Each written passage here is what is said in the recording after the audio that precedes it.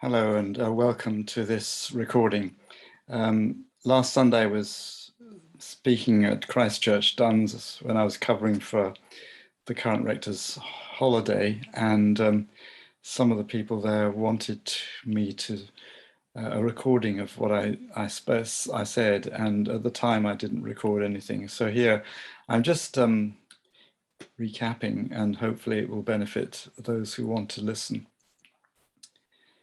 My wife and I were recently been catching up on Rebus, the story of the detective Rebus, Scottish detective. Fascinating because, of course, we live in Edinburgh, and so many of the scenes are set in Edinburgh. We recognize them.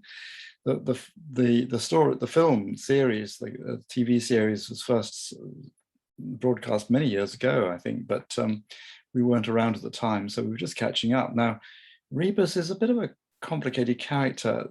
So many of these detectives have the flawed characters, but they're very good at what they do. Anyway, Rebus is one of these sort of characters, and created by Ian Rankin, the author. Those of you who know the story will know about this, but one of the things that happens fairly early on in the series is that Rebus needs some information from a gangster that his evidence helped to convict some years ago. So he's in prison. So he goes to visit him in prison, asking him for a favor. And the result is that this gangster said, so right, John, his name is John, you are now my man. And of course, he has to sort of put his hands and shake on it. Now, my word is my, bond sort of thing. And so he subsequently really regrets the fact that he asked for this person for help, because it gets into a lot of difficulties subsequently. Now, Rebus could have done well with listening to the advice that we heard in a passage from Proverbs, which I will read to you now, seeing as you haven't heard it, and it's from Proverbs 6, the first few verses. My son, if you give yourself in pledge to another person, the language originally says to your friend or stranger, you stand surety for a stranger. If you are caught up by your promise and trapped by some promise you've made, this is what you must do to save yourself, since you have come into the power of another. Bestir yourself and go and pester the man. Give yourself no rest, allow yourself no sleep. Free yourself like a gazelle from the net, like a bird from the grasp of the fowler. Well, these are wise words, actually, and in many situations in life, perhaps we would be wise to heed them. Not getting ourselves into problems, particularly perhaps insurance about somebody else's debt or something like that, although the advice is not simply about financial surety. The strange thing is that God doesn't seem to heed his own advice. I'm thinking of another verse. It's in Proverbs. It's in a previous book, Job, very close to Proverbs, of course. Proverbs proceeds on the basis that, or the assumption, I should say, that if you do good, you'll receive good, and if you do evil, you receive evil. It's like the law of karma, basically. And of course, we know there's truth to it, and the consequences of one's actions. However, Job actually questions that, because Job is a person who's done a lot of good in his life. He may have a few flaws, I don't know, but the picture painted in the book, which is of a character that was devoted to the community, does good, and yet he receives one disaster after another. And of course, those of you who know the story will know that he ends up on an ash heap, is covered in sores. He's lost his family, he's lost his health, and his friends are sitting around him, supposedly comforting, but they're not comforting him at all, because they're basically judging him on the basis of the assumption that if you do good, you'll receive good, and if you do evil, you'll receive evil. And here was a man who did good, but received evil. And Job is sticking up for himself against his friends and basically asking God. And in this particular verse, it comes in one of his long speeches that he's replying to his friends, and he says, wherever I turn, I'm taunted, and my eye meets nothing but sneers. Be my surety with yourself. He's crying out to God, be my surety with yourself, for who else will pledge himself for me? And of course, in the end, what we discover is that God does. He acquits Job, as it were. He says, Job, you may not be perfect, but I think you've done better than your friends in terms of understanding the way the world works. And of course, the story doesn't answer the question of evil perfectly at all, because it remains a question mark at the end of the book. So anyway, the point I'm making is that God doesn't seem to follow the own advice, because who would want to be acting as surety for Job? Well, God does, because of course God sees right through into the heart and sees what the man's really made of, rather than the outside appearances, which is what so many people judge. Well, the other passage we read that day was one of the gospel reading for the day was from Matthew.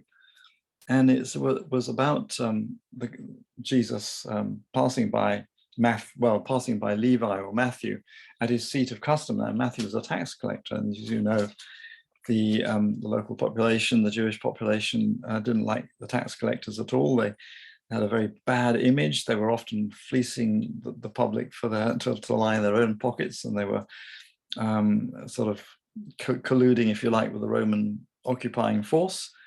So this is what happens when Jesus was having as he went from there, Jesus saw a man named Matthew at his seat in the custom house and said to him, "Follow me." Now, Matthew arose and followed him. And when Jesus was having a meal in the house, we're not sure which house, it could have been Matthew's, it could have been Jesus's, for all we know, many tax collectors and sinners were seated with him and his disciples. Noticing this, the Pharisees, these do-gooders, these very religious, upright people, said to his disciples, "Why is it that your teacher eats with tax collectors and sinners?" Hearing this, he said, "It's not the healthy who need a doctor, but the sick. Go and learn what this text means. I require mercy, not sacrifice. I did not come to call the virtuous, but sinners." I require mercy, not sacrifice. Mercy, or loving kindness, is the quote from Isaiah. It's from Hosea, actually, Hosea 6:6. So here is Jesus Matthew's committing himself to following Jesus. That's a big risk anyway, but at the same time, Jesus was at that point popular. But Matthew was definitely not popular, and Jesus takes the risk of saying, "Matthew, become one of my followers." In fact, Matthew ends up being one of the apostles. When we read the New Testament, the gospel accounts, we see that all of these people that he calls are all flawed characters, but they all have gifts, and they all are dedicated to following Jesus, at least in the first instance. There's one that betrays him in the end, as you know, Judas. But Jesus even takes the risk of asking Judas to follow him. Surely this isn't very good. This isn't very wise. So what is it about Jesus, and what is it about, if you like, God, that sees everybody as they really are? Well, we had a third reading on the day, and I think this answers the question, because the third reading was actually only a small excerpt from from a passage in Paul's letter to the Corinthians, the second one in our Bible, not the second letter he wrote necessarily, but the second one that's in our Bible, 2 Corinthians chapter. We read from chapter 4, verses 1 to 6, I think it was, where Paul says, "Since God in his mercy has given us," that's Paul and his team, "this ministry, we never lose heart." Now, this ministry that he's talking about, this way of serving God, is what he calls the ministry of the Spirit. And it is a ministry that gives life, not condemnation and death. And he's having to defend himself because he's been criticized for being too lax about the Jewish law, I guess, really. But one of the things he says in the passage just beforehand, he's talking about the fact that religious people, and it could apply to any kind of, if you like, very religious person. At the time, Paul was thinking of religious Jews, people a bit like the Pharisees that Jesus was dealing with, very upright, very moral, but they were totally unable to grasp Jesus and who he was and what his message was all about. And Paul basically says that whenever they read the scriptures, which for them, of course, was not the New Testament, but many of the scriptures that ended up in the Old Testament, and of course others as well at that time, and they can't see that in fact Christ, the universal Christ, the Christ that is beyond time and beyond, but became incarnated in the person of Jesus Christ. It's all there, and the gospel that Jesus preached is all there. It's hidden from their eyes. But he again goes on to say, whenever he turns to the Lord, the veil is removed. Now, the Lord of whom this passage speaks is the Spirit, and where the Spirit of the Lord is, there's liberty. And because for us there's no veil over the face, we all see as in a mirror the glory of the Lord, and we are being transformed into his likeness with ever increasing glory through the power of the Lord, who is the Spirit. Now, back in those days, there was a particular veil. It was the veil of narrow-mindedness, of exclusivity, of thinking I'm right, you're wrong. And it is a dualistic view of the world. It goes back, in fact, to, I think it goes back to the Deuteronomists back about 625 years before Christ, when there was a so-called revival under the King Josiah, a very young king. And there were a group of priests who were quite strictly, they were very almost extreme nationalists, and they wanted the Jews to separate themselves from all other nations to keep themselves pure. There may be reasons behind that, which are valid reasons as well, which I won't go into. But the point is that the whole thing is that you've got this perspective on life where you're right, you've got the truth, other people have got it wrong. So that was the veil that had to be lifted back then. But we've got, I think, we if we are going to be transformed, if we are going to be, actually, if we are going to really, if there's going to be enough of us in this world to transform not only ourselves and our community, but actually the world in which we live, which is at a crisis point at this moment in time, as we come up to this COP26 conference. And we all know about the climate crisis. We all know about economic crises. We all know about COVID and all these other terrible things that are happening in the world today, together with the wars and all these things. If we're going to save ourselves, if we're going to be transformed, then we need a veil lifted. Well, what is the veil for us today that needs to be lifted, so that when we can read, we can actually see people as they really are, and also see ourselves as we really are? Well, I think it all goes back to Descartes, who famously said, "I think, therefore I am." But Descartes' view of the world was one, although he's famous for it, but he actually inherited it from Plato and Aristotle as well. It's this view of reality that understands God as being mind or pure consciousness, if you like. Earth, the world, the universe, everything we see, touch, and can see in this way, that's just matter, and it's just things, no mind. And then there's human beings who are, if you like, of the earth, but also have mind, or some sort of degree of consciousness. And that's the kind of view of the world that we've been living with. And it's deeply rooted and has resulted in, if I would call it, scientific reductionism. It's the view that the only reality that there is matter, and that anything, that consciousness, if you like, has got to arise from matter. And of course, we've come up against a problem, because actually no scientist has been able to come up with any explanation of how human beings can have any sense of self-consciousness at all, or how, what is consciousness, and how does it arise out of matter? And then there are a whole lot of other, there's other data, if you like, that is beginning to be taken seriously by scientific people. The data of human experience, of out-of-body experiences, of the paranormal. I think especially the near-death experiences, the many testimonies about that. And perhaps what we've got is we've got the whole thing the wrong way around. Now, at a certain point in time, we will remember Copernicus was trying to work out how it was from the data that he had. He was trying to work out, how it all fitted together. And the assumption at the time was that the Earth was the center of the universe, and everything else, including the sun, revolved around the Earth. But he suddenly realized that what if he got it the wrong way around?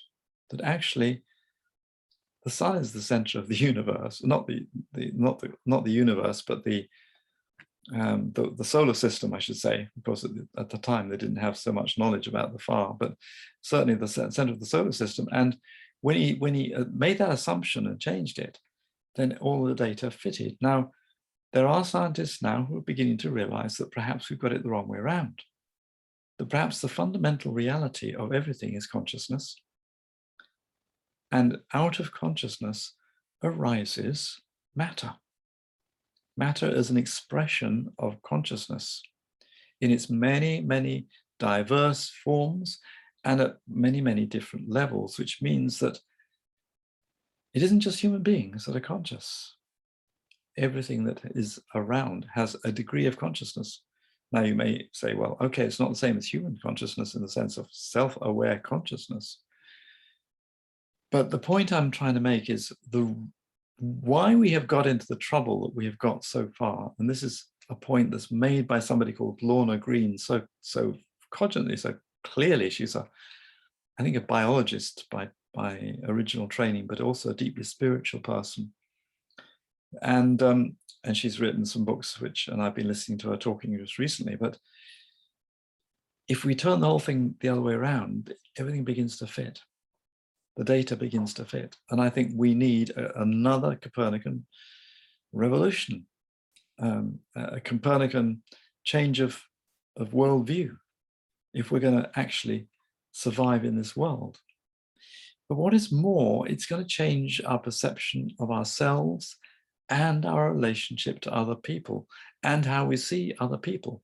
Because fundamentally, if all of us are arising from and are expressions of the one consciousness, and if there is that divine spark of consciousness within us, then it's going to change how we treat each other, and it's going to change how we treat the world. And Paul says in this letter, because for us there's no veil over the face, we all see as in a mirror the glory of the Lord. Do you know what the glory of the Lord is originally? Human beings were meant to be the glory of the Lord, but what does that mean? It means the full expression, the fullest expression there is of the divine consciousness that is underlying everything. And so when we look in a mirror, who do we look at? We look at ourselves. We see God actually in us, as part of us. And so I think that this is what Jesus is a fully conscious human being, a fully awake human being, an enlightened human being. The essence of Jesus's divinity lies in his true full humanity. The two absolutely go together. And the great thing is that we too can be expressions of that fullness if we wake up out of the slumber and realize that we are not the ego personality that we project or that we believe ourselves to be. We are something far more wonderful than that. And we have gifts to give the world that the world needs. And we need to cooperate with one another across the national, political, social, ethnic divides to put right the wrong of this world. There is much wisdom, therefore, in these scriptures. There's wisdom in other faith traditions too. We need to listen to one another. So I hope this has been a helpful resume of something that I shared, although it's nothing like word for word, because I spoke completely without notes, and I've spoken now without notes too. But I hope it gives you some hope and encouragement that I believe things are changing as people are waking up. And I'm very much hoping that as we come up to COP26, there'll be a strong sense in which the voice of people who really care about this is strong enough so that the politicians will realize that we absolutely must act. I just pray that the politicians too will see things as they really are. That's a tall ask. It won't happen all at once. I just hope it happens fast enough. Thank you.